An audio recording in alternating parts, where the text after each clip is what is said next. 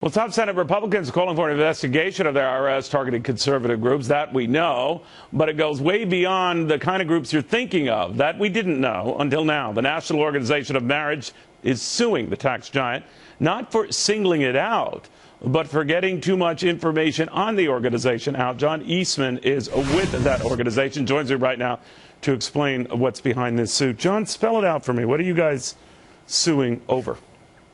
Well, it's very simple. In March of 2012, our confidential tax returns were disclosed by somebody from within the Internal Revenue Service to our principal political opponents, the Human Rights Campaign. And we know this because the PDF document that was posted on the Human Rights Campaign's website had redactions on it. And when our computer technicians were able to unlayer the redactions, we could see the underlying original document, and it had internal IRS markings on it.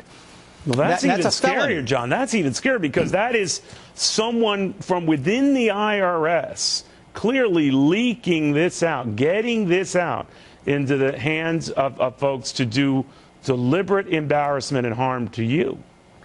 Well, and we should point out, the reason the Human Rights Campaign and others want our list of donors is so that they can post them on the website, harass them and intimidate them, and scare them away from donating to the cause of traditional marriage. And by the way, there's a history for this that I remember the 8 wealthy individuals who gave money to the Romney campaign last year, who were all targeted and broadcast for the world to see, several of them getting audits from hell, all of them exonerated in those audits, but a lot of them paying big money just to have their name cleared.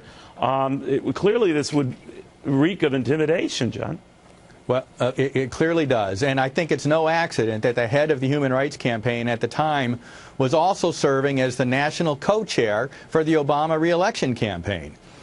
And look, this federal statute that protects your private income tax returns it's a felony for anybody in the IRS to disclose that information.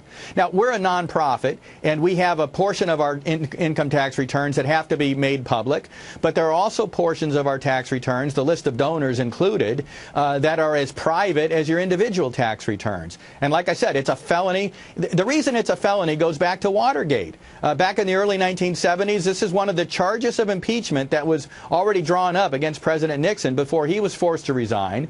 And Congress in 1976 changed the disclosure penalty from a misdemeanor to a felony, $5,000 fine and up to 5 years in prison for doing this. And yet we've gotten nowhere with our request for investigation to identify the perpetrator, to bring indictments, and then also they're civilly liable to the National Organization for Marriage for the damages that they caused to us. Well, clearly, the Justice Department itself thinks that this warrants a criminal investigation, which it's conducting now of the IRS, which obviously begs this question for you. Well, it does. There are crooks we there. asked for this and we asked for an investigation a year ago, and the Department of Justice said, it's up to the Inspector General over at Treasury. We never got the response from the investigation, as they're obligated to do if they identified anybody that committed criminal conduct. We've sought 3 different times with Freedom of Information Act requests the status of the investigation, and their latest response is, well, the very identity of the perpetrator, since he's a taxpayer, is itself protected from the law against disclosure that he violated. It's Orwellian. What we're witnessing. All right, John, thank you. We'll keep us posted on this. John Eastman. Thank you. I leave on that thought just to consider this. This was not an organization that had T or Liberty or Patriot in its name. This goes beyond some of these other organizations. National Organization of Marriage. Nothing that would have sort of like a telltale trigger to warrant those who were opposed to it to go ahead and target it.